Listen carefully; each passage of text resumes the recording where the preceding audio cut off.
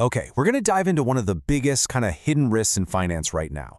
We're talking about a massive wall of debt that's all set to mature in 2026. But this isn't just about the money. We're going to see why the old playbook for managing debt is basically broken and why you need a totally new way of thinking to get through this. So, to really wrap our heads around what's happening, we've got to ask a pretty simple question. When you're dealing with all this corporate debt, private wealth, high-stakes lending, what on earth could possibly be more valuable than money itself?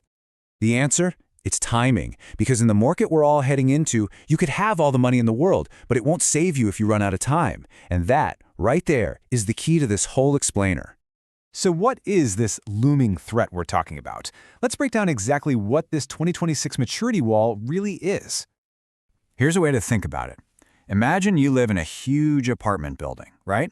And all of a sudden, every single person's lease is up on the exact same day. Total chaos. Well, that's the kind of crowded house situation we're looking at for 2026. A massive number of borrowers all scrambling for the same pool of money, all at the same time. And this is why it's a perfect storm. You've got this huge amount of debt coming due. And remember, most of it was locked in when interest rates were practically zero. But now, banks are way tighter with their lending, and that old game of just extend and pretend, kicking the can down the road, that's over. It's like all these different weather fronts are converging into one giant storm.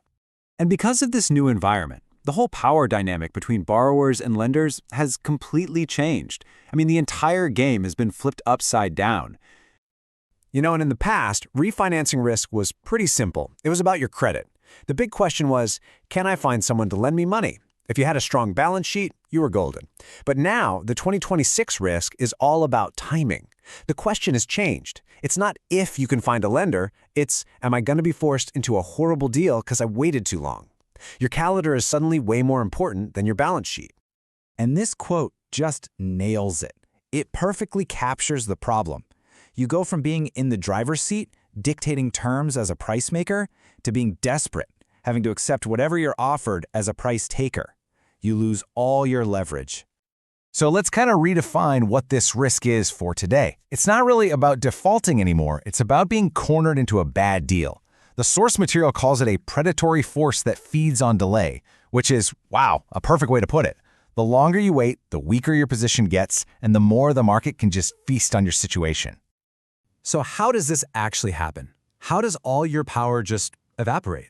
Well, it happens on a timeline that's actually shockingly predictable. Let's walk through the countdown to having 0 options left. Just look at this timeline. When you're 24 months out, you are in complete control. You're in the power position. Lenders are literally competing for your business.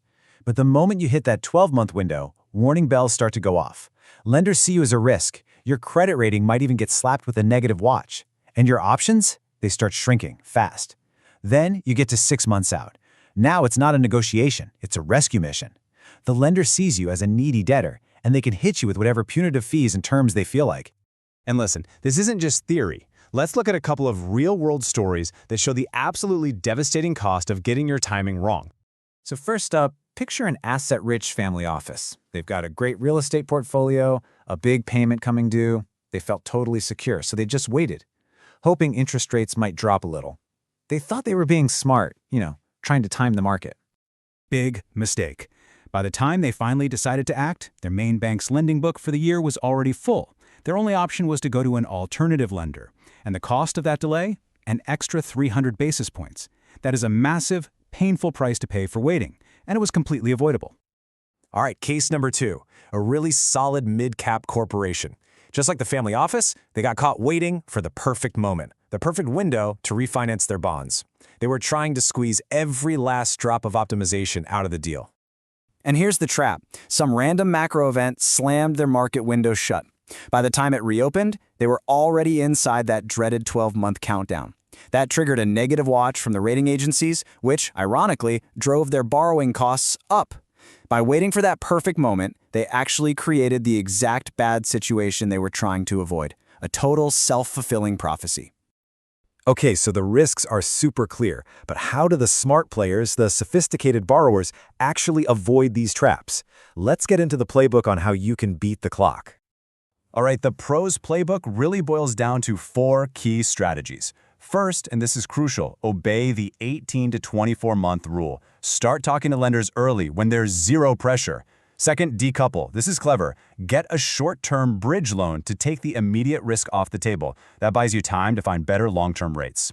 Third, diversify. Never ever rely on just one lender. And fourth, try to understand the bank's side of things. Going to them early actually helps their own internal planning, and that makes them want to give you better terms. It's a win-win. And it's so important to remember this isn't just for huge corporations. These exact same rules apply to family offices, managing loans against art collections, super yachts, or stock portfolios. This risk is absolutely universal. So let's bring this all home. If there is one thing, just one thing you take away from all this, it has to be this. In the world we're in right now, the most valuable currency is not cash, it's time. The people who control their timeline are the ones who are going to control their destiny. And the ones who let the calendar dictate their moves, they're going to find out that the market can be a very, very unforgiving place. So the question for anyone with debt coming due in 2026 is simple. Are you going to be a price maker, or are you just waiting to become a price taker?